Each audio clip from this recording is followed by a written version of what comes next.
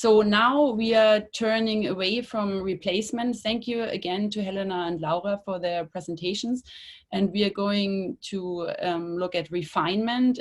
We are going to have our Grimace scale panel with two speakers today, with Dale Langford and with Annie Burrows. And first I'm going to introduce Dale. Dale, you can already show your slides if you want and get ready. So Dale is a research assistant professor in the Division of Pain Medicine at the University of Washington in Seattle, and she earned her PhD in experimental psychology and behavioral neuroscience at McGill University in Canada under the supervision of Dr. Jeffrey Mogul, where her dissertation focused on social modulation of pain and facial expressions of pain in laboratory mice. And Dale conducted her postdoctoral fellowship at the University of California, San Francisco, where she studied inter-individual variability in the experience of cancer-related pain and co-occurring symptoms. And she has continued this work at the University of Washington, where she also investigates the impact of provider and patient-facing interventions for chronic non-cancer pain. Dale, I'm really looking forward to your presentation. Please go ahead. Thank you so much. Thanks for the introduction. Can you hear me okay? Yes. Wonderful. Okay, perfect. So thank you for the opportunity to be a part of this important conference. As you mentioned, I'm a research assistant professor at the University of Washington in Seattle.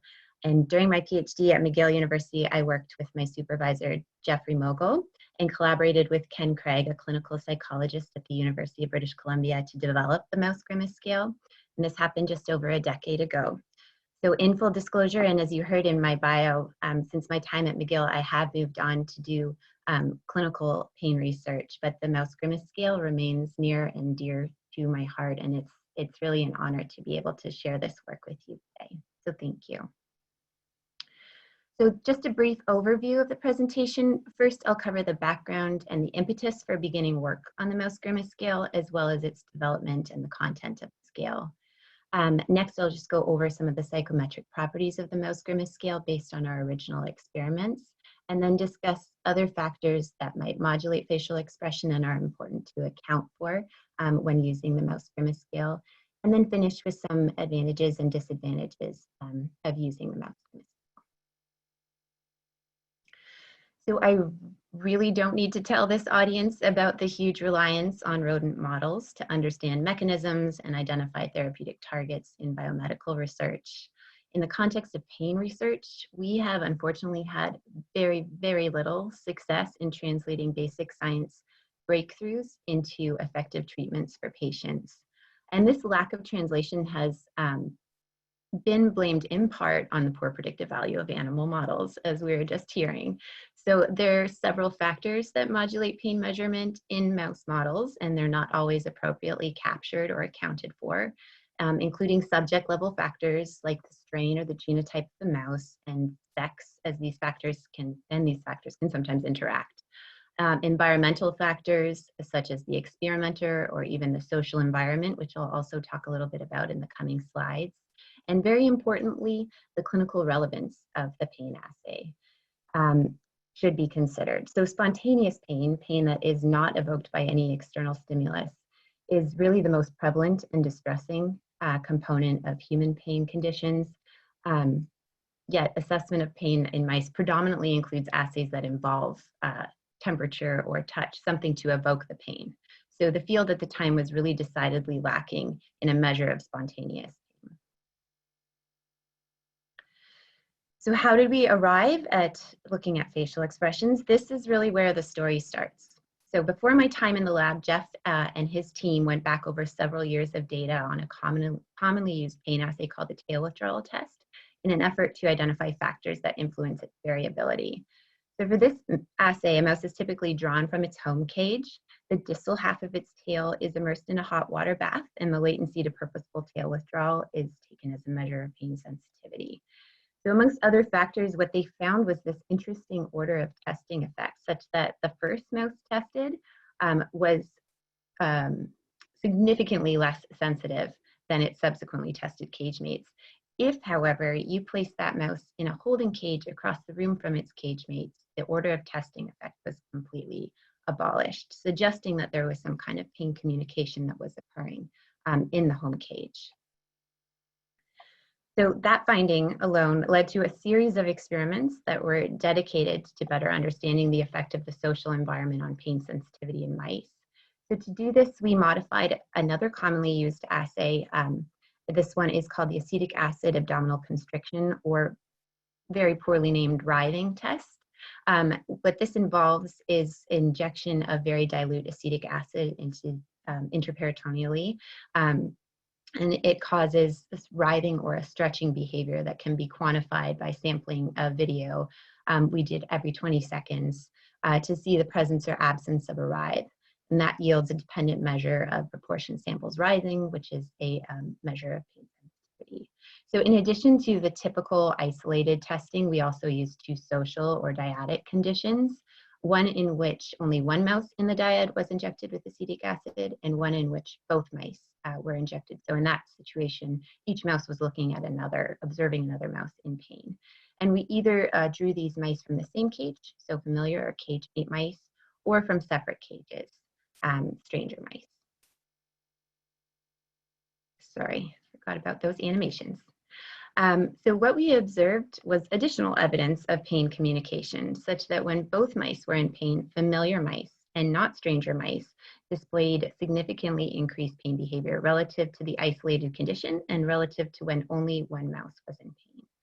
And further, we found that these pain behaviors tended to co-occur in time in familiar mice again, and less so in stranger mice, more than would be expected by chance. So a logical follow-up question was how the pain was being communicated. And to answer this question, we tested familiar mice in the two dyadic conditions that I described before and blocked senses one by one. So we blocked smell, scent through zinc sulfate injections, hearing through kanamycin injections, touch by placing a clear plexiglass barrier between the mice, and vision by placing an opaque plexiglass barrier between the two mice. And as you can see, the only manipulation to effectively abolish both the hypersensitivity as well as the co-occurrence was this opaque plexiglass barrier, suggesting very surprisingly to us that pain communication was dependent on visual cues. This, of course, led us to wonder whether they might be attending not only to the pain behavior of the other mouse, but also facial expression as humans do.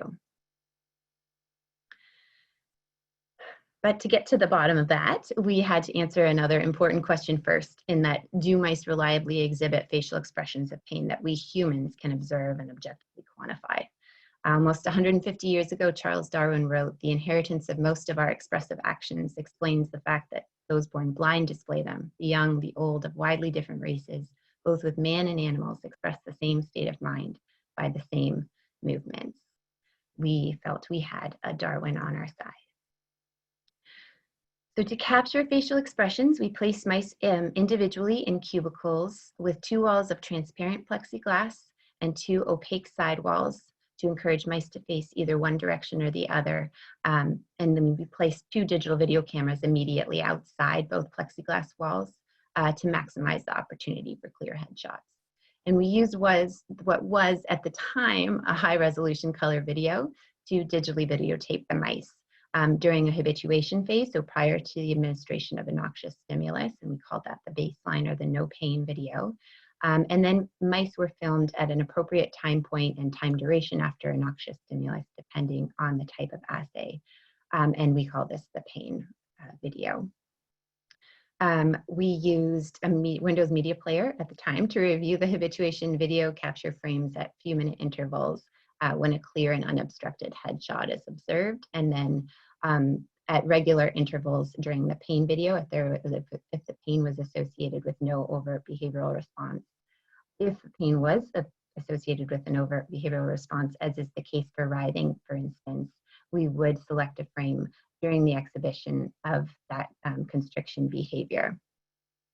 The only exception is for things like the formalin assay, where the pain behavior involves movement of the head. As you can imagine, I spent countless hours filming and grabbing frames, organizing frames. These frames were then placed into PowerPoint slides and blinded and positioned in a randomized order for coding. Since my time in the lab, the rodent face finder was developed by Jeff and colleagues to conduct automatic frame capture based on the eye position and the ear position that considerably cut down on labor.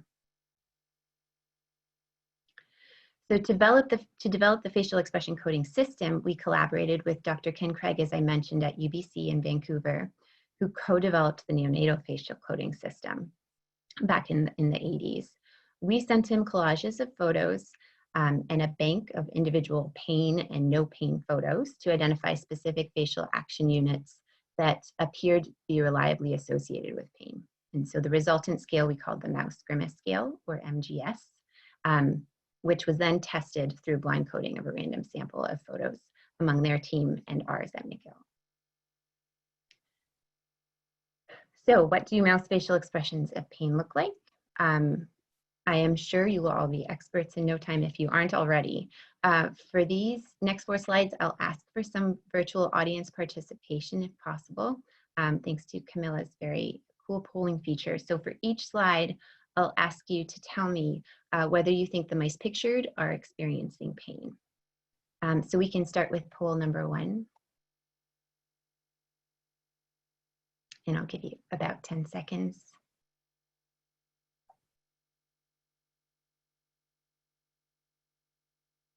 All right. And can we see the results of that poll?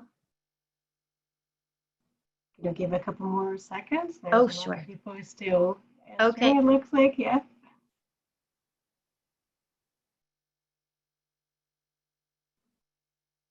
Okay, I'll end it now.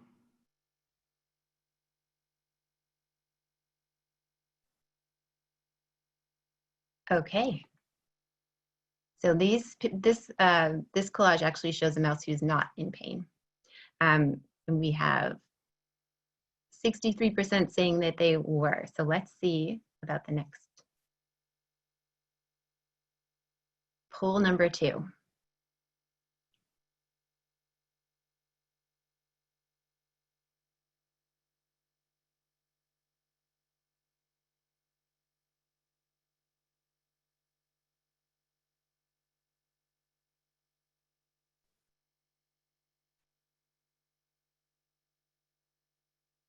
And Camilla, I'll let you decide when enough votes have come in.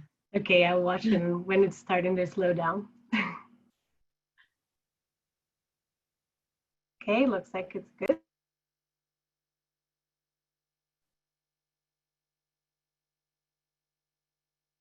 A 100% correct. These are mice who are in pain. Very good. All right. And we'll go through these. There's just 2 more.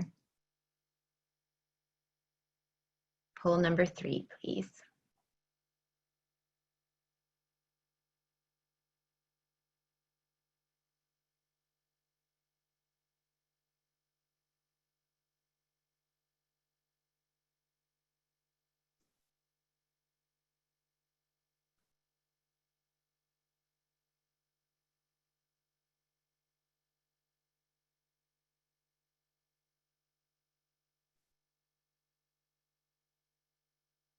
All right, 95% correct. This is mouse in pain as well. And very last one, I promise.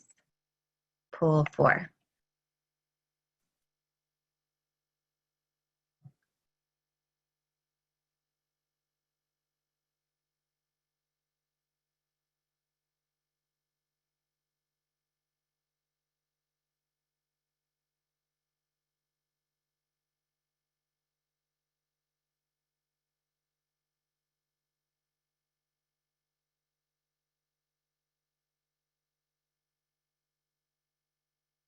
Awesome.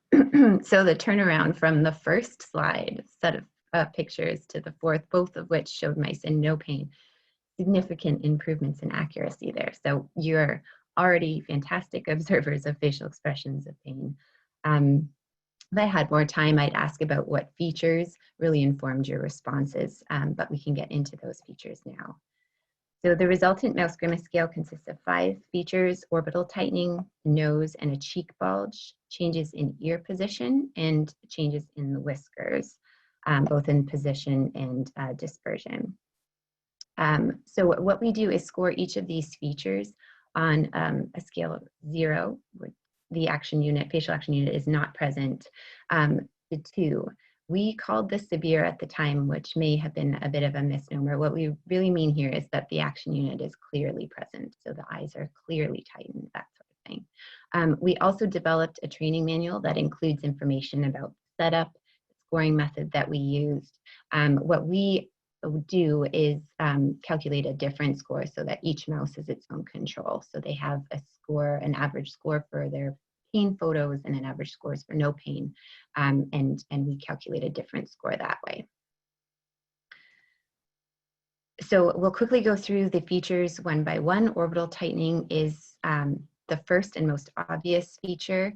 It involves narrowing of the orbital area, tightly closed eyelid or eye squeeze. A wrinkle may appear around the eye. The nose bulge, skin and the muscles around the nose will contract, creating a rounded extension of the nose. Vertical wrinkles may also appear down the side of the nose from the bridge. And in frontal headshots, it really looks as if there's a widening of the nose area. For cheek bulge, the cheek muscles contract and extend relative to their baseline condition and appear convex from their neutral position. And the distance from the eye to the whisker pad may appear shortened relative to baseline. It almost looks like they have something stored in their cheeks.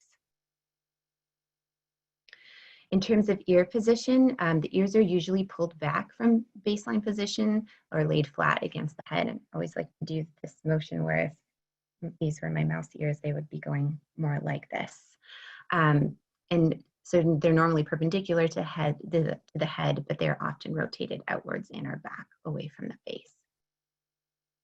The whiskers are really the most difficult things to score, especially if the video or the images are not high resolution. But what typically happens for mice in pain is that they are pulled back to lay flat against the cheek, or they're pulled forward as if they're standing on end. And they can sometimes clump together as opposed to their baseline or neutral position in which they're more evenly spaced. So in terms of psychometric properties of the mouse grimace scale, we wanted to establish its validity. So is the mouse grimace scale actually measuring what we purport it to measure, pain? And we can talk about validity in the case of the MGS in terms of its face validity to each of the items that appear to capture pain, and construct validity by testing a hypothesis based on what we know about the construct of pain, so dose dependency and analgesic efficacy, for instance. In terms of reliability, we're concerned with whether the scale can really be consistently used within and across coders without significant error. So the mouse grimace scale does appear to have face validity, given that the action units are much aligned with other facial coding systems in humans. There's considerable overlap. There's considerable overlap with orbital tightening being really the most consistent across all these coding systems. This is the mouse grimace scale on the left, the neonatal facial coding system, child facial coding system, and the facial action coding system for pain in adults. But there are overlaps in other facial features as well, including the nose bulge, the cheek bulge, and even the whisker change, I would argue, is similar to what might happen in a nasolabial furrow, for instance. And not only does this demonstrate some face validity of the mouse grimace scale, it really does support the notion that facial expressions are evolutionarily conserved. So Darwin, as usual, was quite accurate. So as part of our initial series of experiments, we did address the issue of construct validity by determining whether changes in mouse grimace scale scores increased as a function of increasing doses of a noxious stimulus. We looked at zymosan and cyclophosphamide for these assays and did confirm dose-dependent increases in mouse grimace scale scores, as well as dose-dependent decrease or reversal of those mouse grimace scale scores with increasing doses of morphine, and no impact of the morphine on its own. We also looked at the specificity of the mouse grimace scale to pain. We might even make a stretch and call this a form of discriminant validity, and that what we were confirming was that MGS measured pain and not some other construct. We did find that while some facial action units overlapped, all scores for every feature were increased relative to baseline in pain, but not in the other states. That said, it is important to be aware of this overlap and, for example, not to code photographs of a mouse who is sleeping or actively grooming.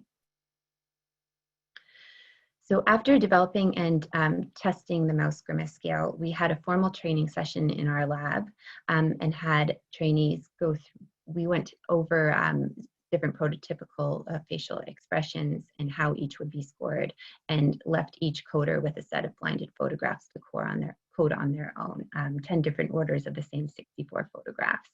And we evaluated inter-rater reliability, coder accuracy, and inter-rater reliability. In terms of accuracy, we also rated it, looked at it by experience and by image resolution. So generally, the inter-rater reliability was high with Cronbach's alpha of 0.9. The interclass correlation coefficient was high at 0.9, comparing each coder's average score for each photograph to the overall average. And we can see that with increased experience and increased resolution, our accuracy improved to over 90%. So we had developed the mouse grimace scale based on images from the acetic acid abdominal constriction test that I described earlier, but we wanted to determine the extent of its generalizability to other types of pain. So tests like, what we found was that tests like the tail flick or tail withdrawal tests, which are tests that involve more superficial pain and last on the order of seconds, did not elicit a painful facial expression. And in our hands at that time, we did not observe any painful facial expressions associated with surgically induced neuropathic pain models. Those assays, on the other hand, that clearly did elicit a painful facial expression were of moderate duration, on the order of several minutes to hours, and of deeper origin. So in fact, the same stimulus administered into the hind-paw elicited significantly smaller changes in mouse grimace scale scores than in the ankle joint.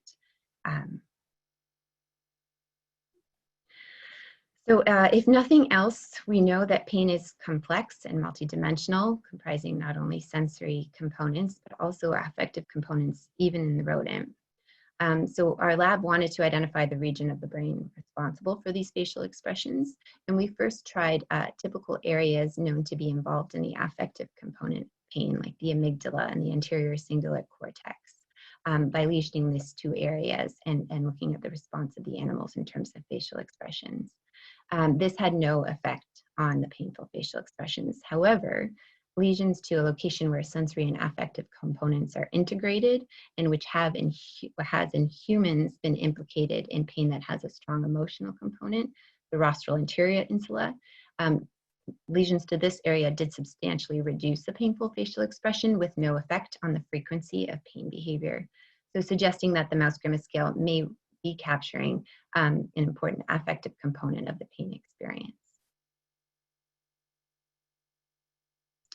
So in the past decade, we've learned of some factors that can modulate facial expressions or mouse grimace scales that are important to be aware of. And while the evidence base is certainly growing, there's still much to be learned.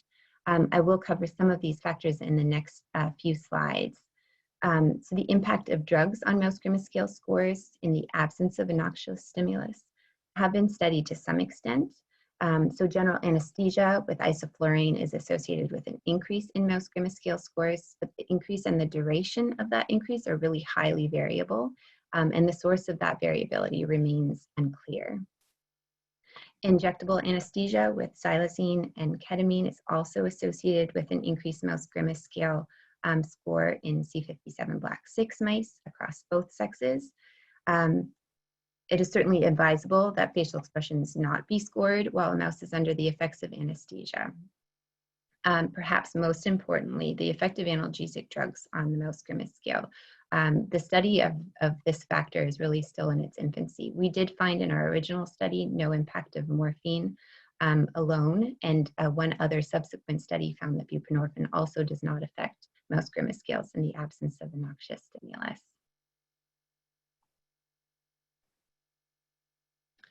So other factors that have been studied include strain and sex, but again, these have not been explored extensively. So the findings presented on this slide really come from one study in which a number of complicated sex and strain by sex differences were observed in baseline mouse grimace scale scores.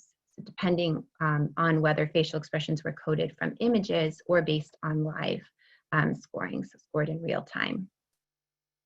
And further study really is warranted here in that the differences observed were small and the facial expressions were coded in the absence of a painful stimulus. But for the field of pain research, understanding how these subject level factors impact and interact to impact painful facial expressions is certainly important. And as is the use of subjects as their own controls in pain experiments.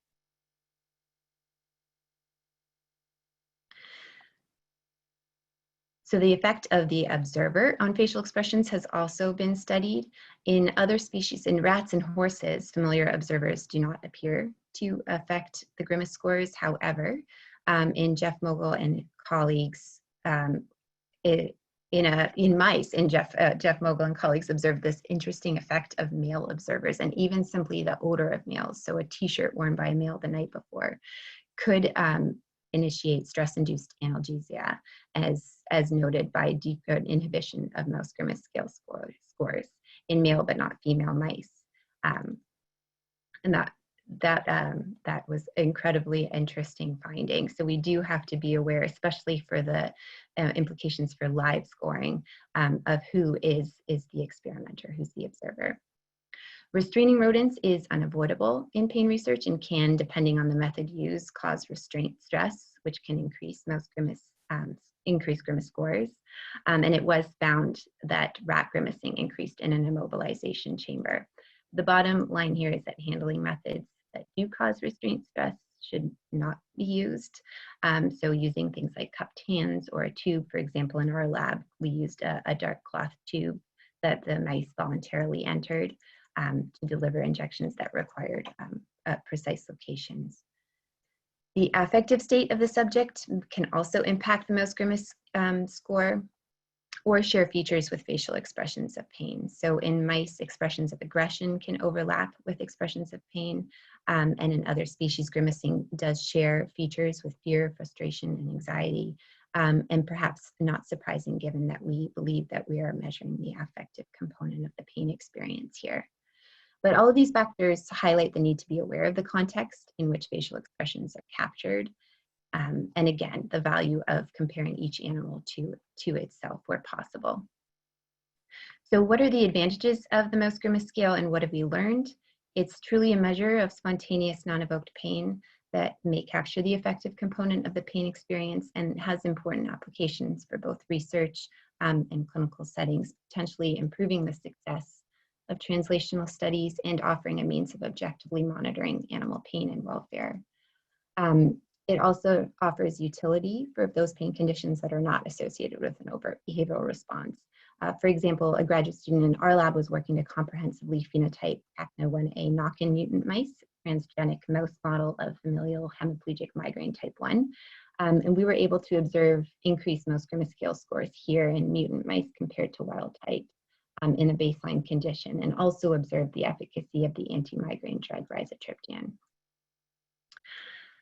We have also been able to reevaluate, or the field has been able to reevaluate pain and analgesic efficacy in common pain models, including several surgical procedures.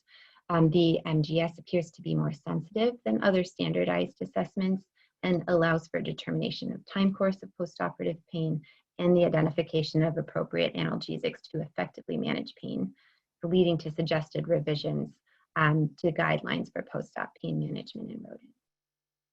And finally, while still evolving, and because of its increased sensitivity, the mouse grimace scale can be used to establish thresholds at which analgesic intervention is necessary.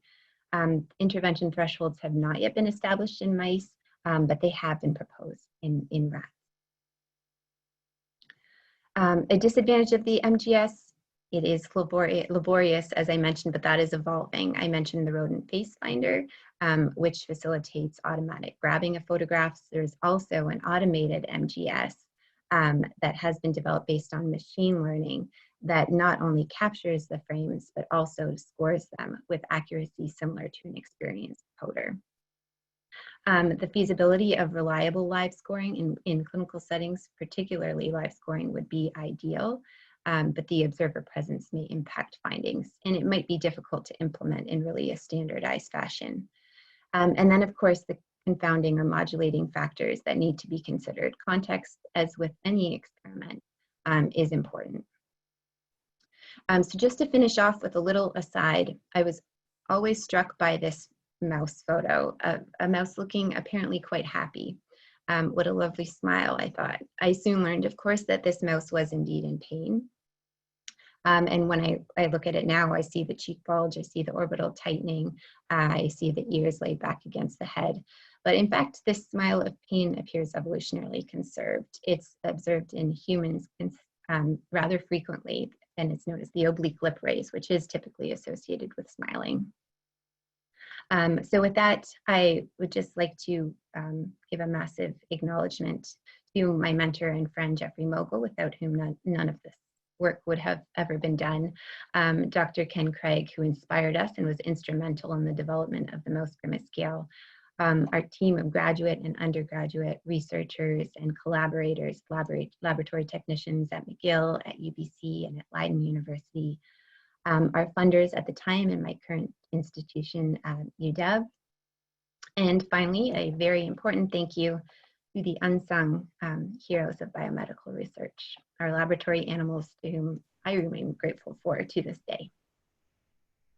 Thank you so much, Dale. That was a great overview. And yeah, I remember when your paper came out in 2010, and I think it really was the start for, yeah, looking at facial expressions of many different species we used in the laboratory. And I remember in the beginning, people kind of smiled about it and thought it was more like a joke. And in the meantime, in the last 10 years, you can really see that it is being applied, and even that we can discuss later in our panel. Yeah, I'm actually saying too much now, sorry. No, you're good. So we will have a panel discussion after Anne Burrows' talk. Anne, could you please put up your slides, and I will introduce you.